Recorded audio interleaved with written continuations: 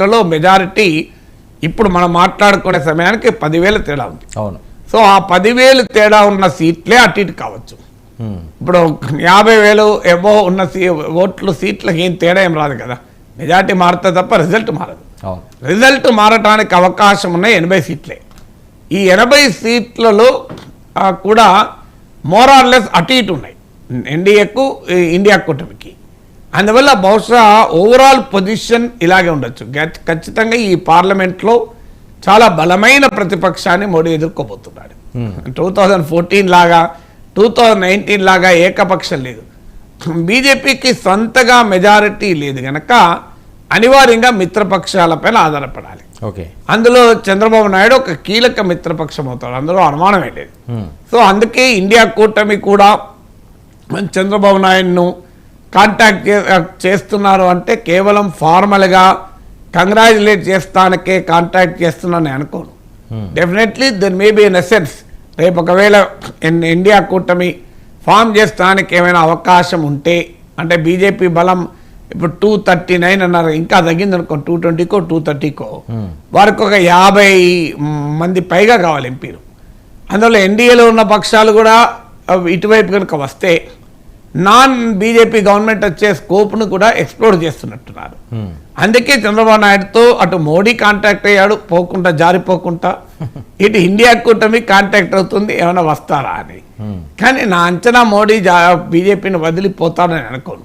ఎందుకంటే single largest పార్టీగా బీజేపీయే emerge అవుతుంది, ఇందులో అయితే డిస్ప్యూట్ లేదు కదా. అలాగే సింగిల్ లార్జెస్ట్ కూటమిగా కూడా ఎన్డీఏనే వస్తుంది. ఎన్డీఏకు ఇప్పుడున్న ట్రెండ్ ప్రకారం అయితే ఎన్డీఏకే 272 మార్క్ దాటుతుంది నా అంచనా. సో అందువల్ల డెఫినెట్గా నరేంద్ర మోడీనే ప్రధానమంత్రిగా ప్రమాణ స్వీకారం చేస్తాడు. నరేంద్ర మోడీ ప్రమాణ స్వీకారం చేసినాక ఇంకేముందిగా, ఇప్పటిదాకా ఎన్డీఏలో లేనోడు కూడా వస్తాడు. అందువల్ల చంద్రబాబు నాయుడు అంత అమాయకంగా ఇక పని అయిపోయింది ఎన్డీఏ అనుకొని వస్తాడా? అంటే ఈసారి మోదీయే పిఎం అభ్యర్థ ఎన్డీఏకి అంటే ఒకవేళ అంటే డెఫినెట్గా ఈ ఎన్నిక ఆల్ సెడెన్ డన్ మోడీ పేరు మీద జరిగింది ఎన్నిక. సో దెబ్బతినడానికి మోడీ కారణము, గెలవడానికి కూడా మోడీ కారణమే కదా. ఇప్పుడు 230లో సీట్లు వచ్చాయనుకోండి బీజేపీకి, మోడీ గ్యారంటీ అంటే మొత్తం బీజేపీ పక్కకు పోయి ఎవ్రీథింగ్ మోడీ మోడీ మోడీ అని ప్రచారం చేశారు. అందువల్ల మోడీ మోడీ అని ప్రచారం చేశారు కనుక ఇది మోడీ ఫెయిల్యూర్ కదా అని ఎవరైనా అనొచ్చు, కరెక్టే. కానీ అదే సమయంలో ఈ స్థాయిలో సీట్లు రావడం కూడా మోడీ కారణమే కదా. ఈ స్థాయిలో రాకపోతే కాంగ్రెస్కి వచ్చిన 90 సీట్లు బీజేపీకి వచ్చేవేమో. అందువల్ల Modi is an asset, Modi is a liability as of today. But అధికారంలోకి రావడానికి కూడా మోడీ కారణం కనుక మోడీ కాక ఇంకో ప్రైమ్ మినిస్టర్ అవకాశమే లేదు. అందువల్ల ఈ చర్చ నడుస్తుంది. నితిన్ గడ్కరీ, రాజ్నాథ్ సింగ్ అని, ఈవెన్ ఇండియా టుడే అయితే చంద్రబాబు నాయుడు ప్రైమ్ మినిస్టర్ అవుతాడా అని కూడా చర్చ మొదలైంది. అంటే చంద్రబాబు నాయుడు అటు ఎన్డీఏ అయినా ఇది ఇండియా కూటమైనా ఆఫర్ చేస్తుందా అని. అంటే ఆఫర్ చేస్తే ఎటుపోవచ్చు అంటే అని కూడా డిబేట్ నడుస్తుంది. ఎటుపోవచ్చు, ఎడైనా పోవచ్చు. ప్రైమ్ మినిస్టర్ పోస్టు వస్తా అంటే అప్పుడెప్పుడో యునైటెడ్ ఫ్రంట్ టైంలో చంద్రబాబు నాయుడు వెరీ యంగ్, అప్పుడు ఆయనకి ఇంకా చీఫ్ మినిస్టర్గా బోలెడ్ టైం ఉంది. ఇప్పుడు ఆల్రెడీ 74. ఇప్పుడు ప్రైమ్ మినిస్టర్ అవకాశం వస్తే నా అంచనా చంద్రబాబు నాయుడు కాదంటాడా?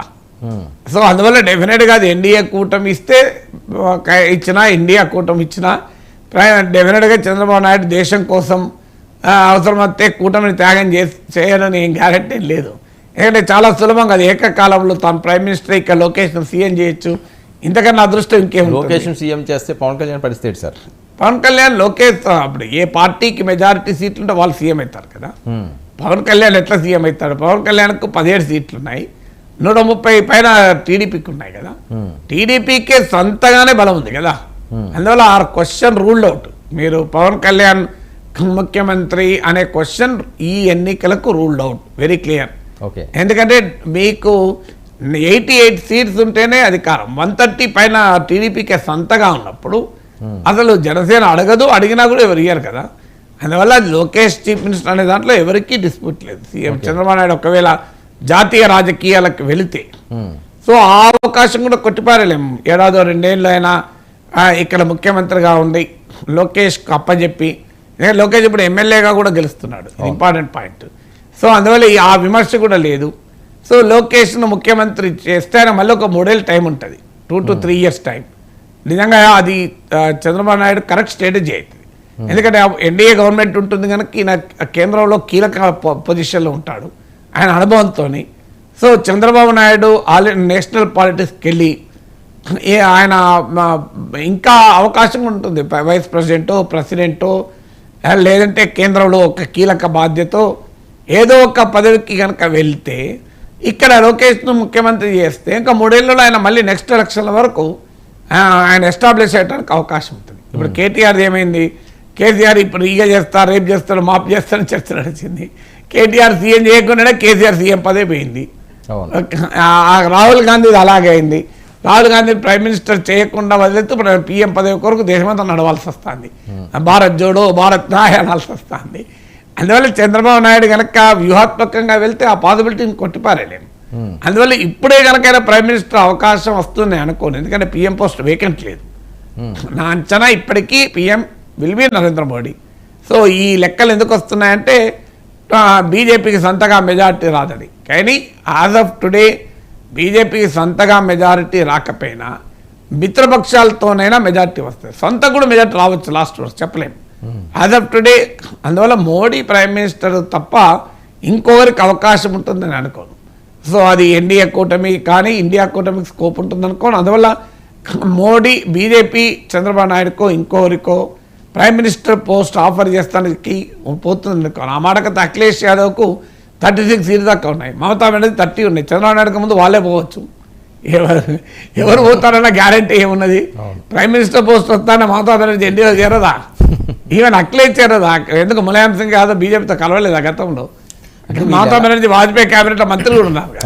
అందువల్ల ఇది ఫ్యాన్సీ డిస్కషన్ పనికొస్తే తప్ప ఐ డోంట్ థింక్ అవకాశం ఉంటుందని నేను అనుకోను. అయితే బీజేపీ ఒకవేళ